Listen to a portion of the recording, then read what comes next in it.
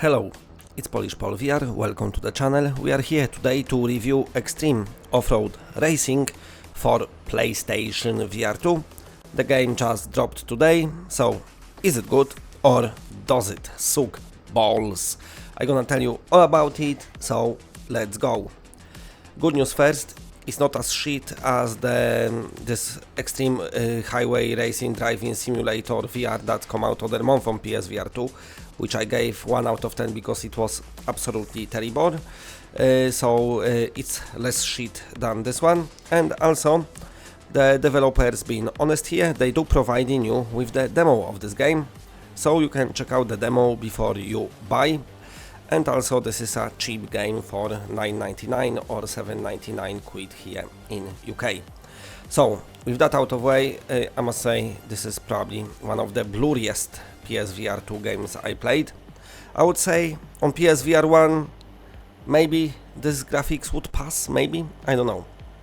When it comes to graphics, it reminds me of when like in 97 maybe the first 3DFX Voodoo chips come out and everyone was losing the shit how nice and not pixelated graphic looked, but everything of course being like splotched. And that's how it looked here. The environment are got very low textures. I think they are just like basics Unreal Engine environments.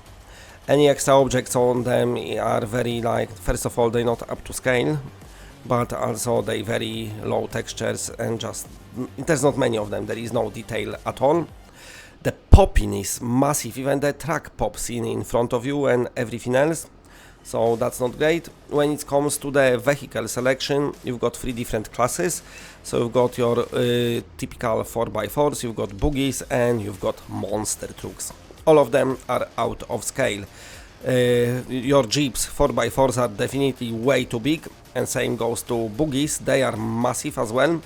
And then you've got 4x4s which are bit too small. So the developers didn't nail any scale of those vehicles, so I think that needs to be improved. The camera is kind of attached to the car, so there is not the kind of this nice car movement like it is in, you know, other racing games. Well, Gran Turismo for example.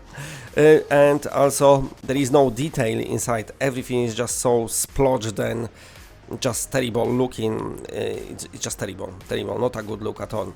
You can play this game using thumbsticks, or you can grab steering wheel and turn it manually, which I didn't do because it just felt terrible straight away. So I stopped and started using my thumbsticks, which was alright. When it comes to the track selections, there's 10 of them. They call as environments, like snowy, rainy, beach, zigzag, one is called, mounting, another one, adventurous, very strange names. So you start new game, you click new game and you choose in your vehicle. So once you select one, then you can select laps. They start from 1, finish all the way on lap 100, which is something I wouldn't like pain myself with, because it just would be too much pain to have 100 laps on one track, because of course how blunt they are.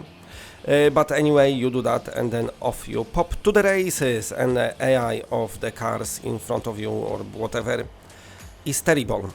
First of all, their wheels don't turn and it's very noticeable, and also the drivers are like, you know, like models of like dudes with shirts and suit trousers or something. Totally mismatched, but I'm assuming that's the assets that the developers had to work with, you know, to give them credit. There wasn't any game breaking bugs, the game worked and it's only done by 3 people, so there's that. And because it works, it already makes it not too bad when it comes to trying the demo. Of course, for paying on it, I wouldn't be so sure. The sounds are very limited as well. I think there is no options to change it to manual as well, and the handling is, you know, just terrible as well. I don't see much difference between any of the cars, and I think that's the generic or some boat handling from the Unreal Asset Store or something, I don't know.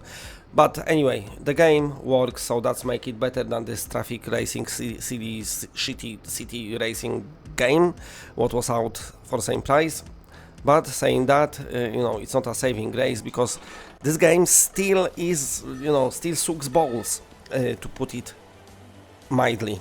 So all in all, let's go to the score. I give it 2 out of 10 because it works.